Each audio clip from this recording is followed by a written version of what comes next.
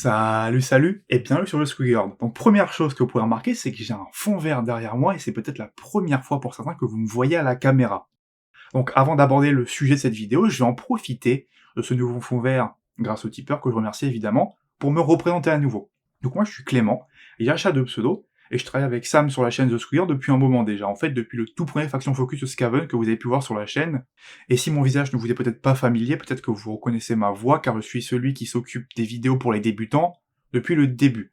Donc moi si j'ai choisi de faire des vidéos pour les débutants, c'est parce que je suis un joueur compétitif depuis de la V1 maintenant, et que j'ai eu la chance d'arbitrer les AOS World, donc le championnat du monde AOS, que vous avez peut-être vu sur Fresh Game Studio cet été, et fort de cette expérience-là, d'arbitre depuis 2 ans et de joueur compétitif depuis maintenant 4 ans, j'essaie de vous proposer des contenus qui permettent d'aborder la scène compétitive Age of Sigmar en français, car il y a beaucoup de contenu en anglais concernant les tournois, les listes, les analyses, etc.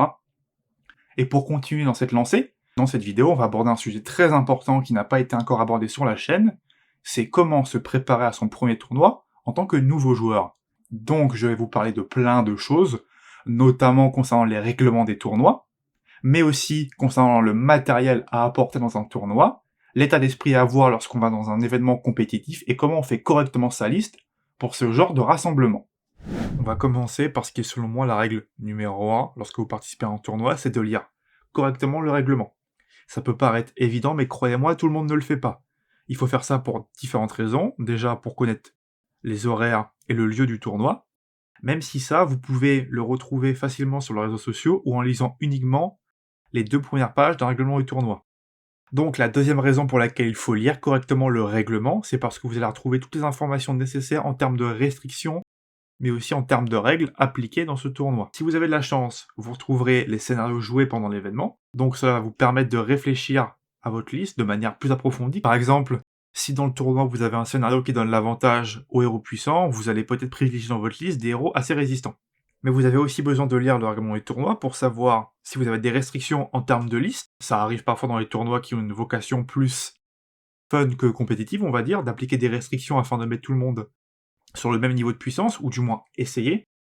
Mais ça va aussi et surtout vous apporter des éléments sur les questions suivantes. Est-ce que le tournoi a des errata et des FAQ particuliers, par exemple pour vous permettre de jouer des publications récentes qui n'ont pas été encore erratées par Games Workshop?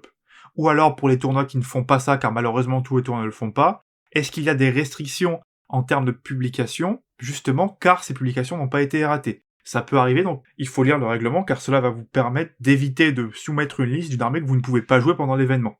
Et enfin, c'est aussi dans le règlement d'un tournoi que vous allez retrouver les informations sur les choses que le tournoi peut appliquer. Parfois, les organisateurs de tournoi vont ajouter des règles supplémentaires ou modifier certaines choses sur les règles de base. Et c'est donc dans le règlement que vous allez retrouver toutes ces informations. Et si vous avez lu convenablement ce document, vous aurez un avantage par rapport aux adversaires qui auront négligé cet aspect et qui va donc leur conférer un désavantage par rapport à quelqu'un qui est venu complètement préparé. Lorsque vous participez à un tournoi, il faut aussi avoir des attentes réalistes et un état d'esprit approprié.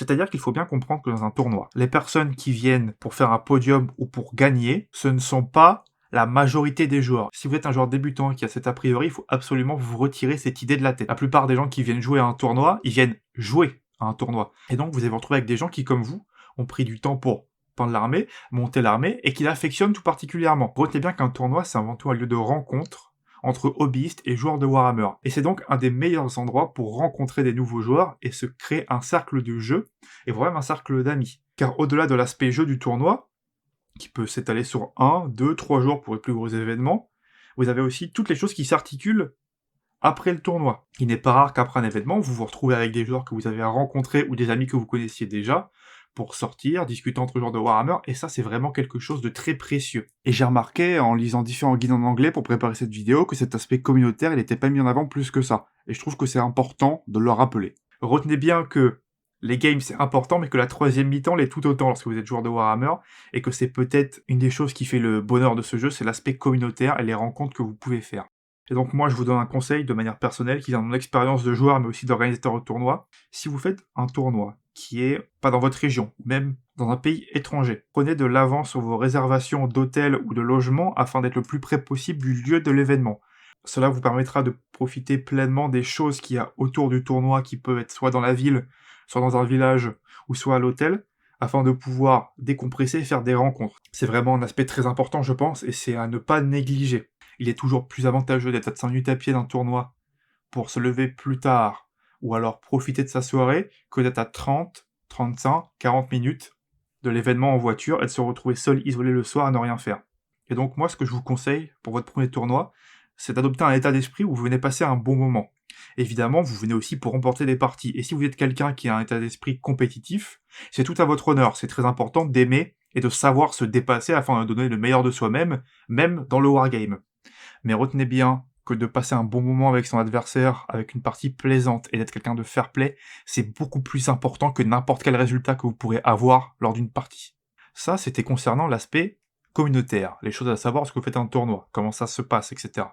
Maintenant, si vous n'avez jamais fait de tournoi, j'imagine que vous ne savez pas trop les choses qu'il faut apporter. Évidemment, en termes de matériel, vous vous doutez bien qu'il faut apporter ces figurines, y compris les invocations si votre armée comporte des invocations, un mètre ruban et des dés, ça c'est des choses que vous avez besoin pour jouer à Warhammer.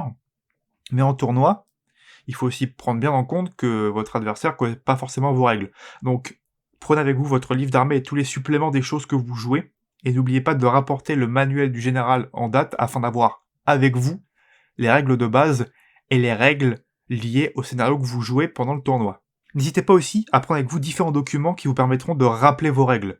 Je pense notamment à des outils comme AOS Reminder, je vous renvoie vers la vidéo si vous ne savez pas ce que c'est, qui vous permet de faire des penses-bêtes et donc de ne rien oublier. Et enfin, vous pouvez aussi envisager de prendre différents accessoires utiles et que vous jugez nécessaires. Par exemple, vous pouvez prendre différentes réglettes en bois qui vont faire 1, 2, 3, 4 pouces, etc. afin de faire des mesures précises, que ce soit pour le pile-in ou pour la téléportation de vos unités sur le champ de bataille, mais aussi peut-être des plateaux de mouvement si vous considérez que vous pourrez trop de temps à placer vos figurines, cela vous permet d'avoir un jeu un peu plus fluide. Et c'est très important d'avoir un maximum d'outils, que ce soit en termes de rappel de règles et en termes d'accélération de vos mesures et de vos mouvements, afin d'être le plus à l'aise possible. Et s'il est très important d'être à l'aise avec vos figurines et avec la vitesse à laquelle vous déplacez votre armée sur la table, il est tout aussi important d'être à l'aise avec votre liste. Et si vous suivez mon conseil et que vous prenez une armée que vous aimez, c'est aussi une armée que vous maîtrisez ou que vous comptez maîtriser.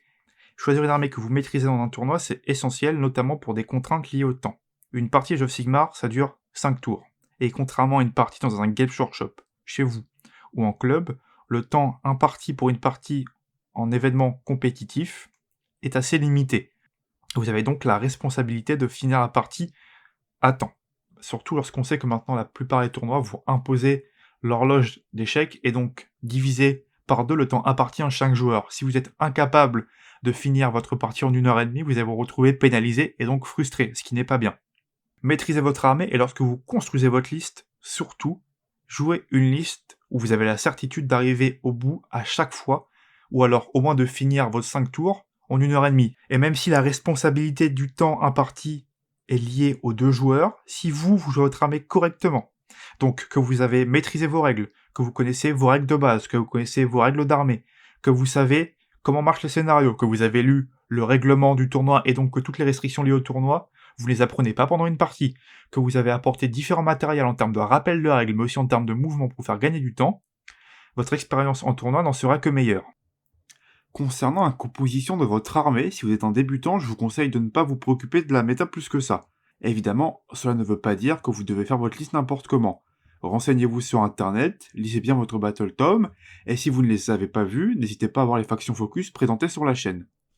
Lorsque vous faites votre liste, il peut être intéressant de consulter sur internet quelles sont les listes de votre faction qui ont le performé le mieux. Néanmoins, faites attention lorsque vous faites ça, car netlister, c'est-à-dire prendre les listes sur internet pour les jouer en faisant un copier-coller, c'est rapidement un piège et je vous déconseille de faire ça.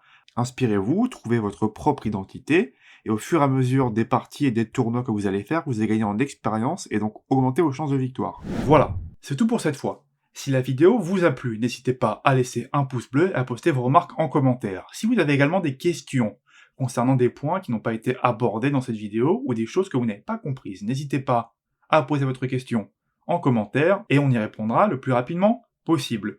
Pour le reste, je profite de cette conclusion, donc ma première conclusion avec un véritable fond vert, pour remercier à nouveau les tipeurs qui nous fournissent le matériel et qui donc par extension permettent à la chaîne d'exister via de nouvelles vidéos. Et sur ce, je vous dis à la prochaine. Salut, salut!